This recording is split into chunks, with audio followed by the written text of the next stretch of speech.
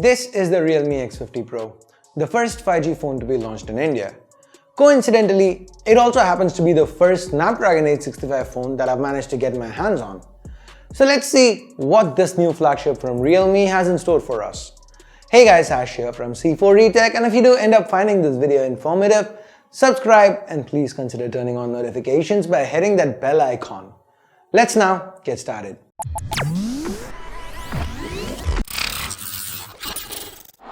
Now, while the X50 Pro might be the first 5G phone to be launched in India, it certainly isn't the first 5G phone that we've gotten our hands on.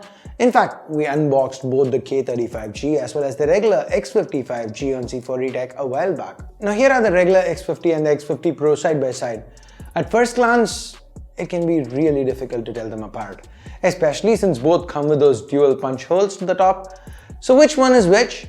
Surprisingly, the X50 Pro is the phone with the smaller footprint. That said, it is thicker though at over 9mm, and it's also a tad heavier. However, the smaller 6.44-inch screen combined with the rounded edges, it makes for a lighter feel than the actual 207-gram weight. From a construction perspective, the glass sandwich design with Corning's Gorilla Glass 5 on both the front and back is held together by a metal frame. This gives the X50 Pro a premium in-hand feel. Now, while the rear design is very reminiscent of the X50, it's basically identical other than one minor change in the position of the flash. What really caught my eye here is the unique gradient finish to the back. Now, we've seen a lot of color changing backs over the last few years, from bright rainbow colors to more subtle shifts, but the rust red variant that we have here, it reminds me of how a gem glows under sunlight. Also, this matte finish seems to be more resistant to fingerprints and smudges than regular reflective glass backs, so that's another major plus in my book. Taking a look around the metal frame of the X50 Pro, we have the accented power button to the right. The top holds the secondary noise cancelling microphone, while to the left we find the volume up and down keys. Along the bottom edge, we have the dual nano SIM tray, the primary microphone, a USB Type-C port, along with a speaker. The earpiece to the top of the screen also happens to double as a secondary speaker, so yes, we have a stereo speaker setup that's powered by Dolby Atmos.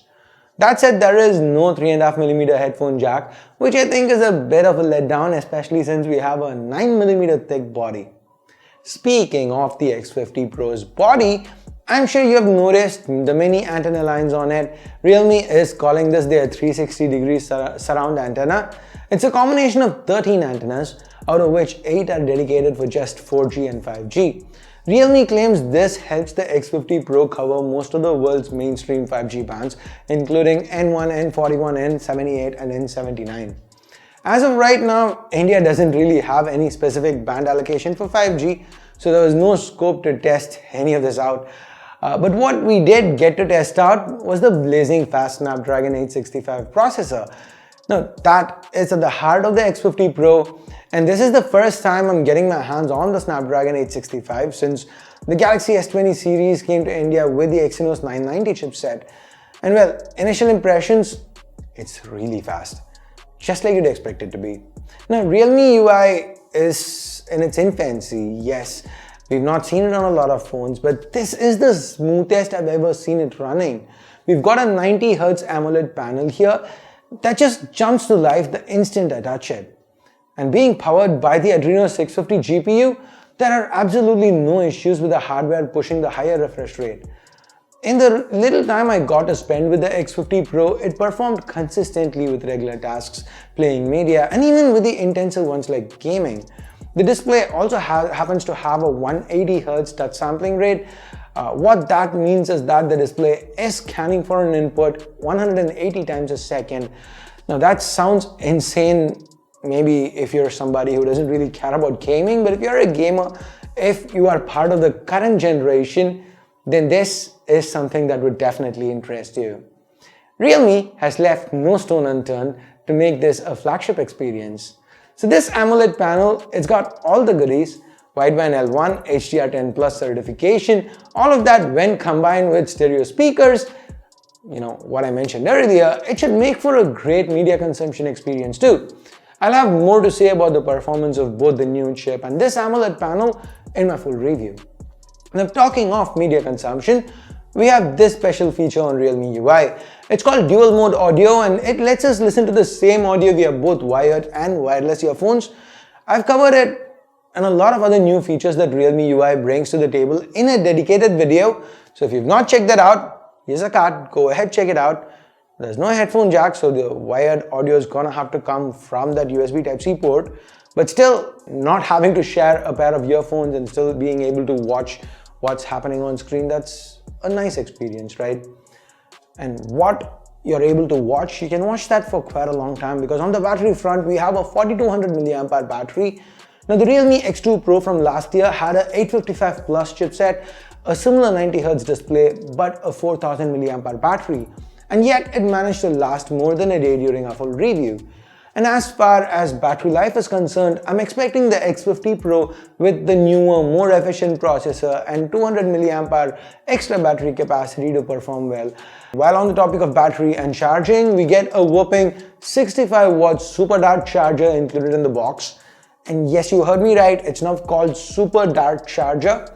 So Realme is kind of moving away from whatever Oppo does, so it's not ColorOS. They've gone to Realme UI and they've got their own name for their chargers now.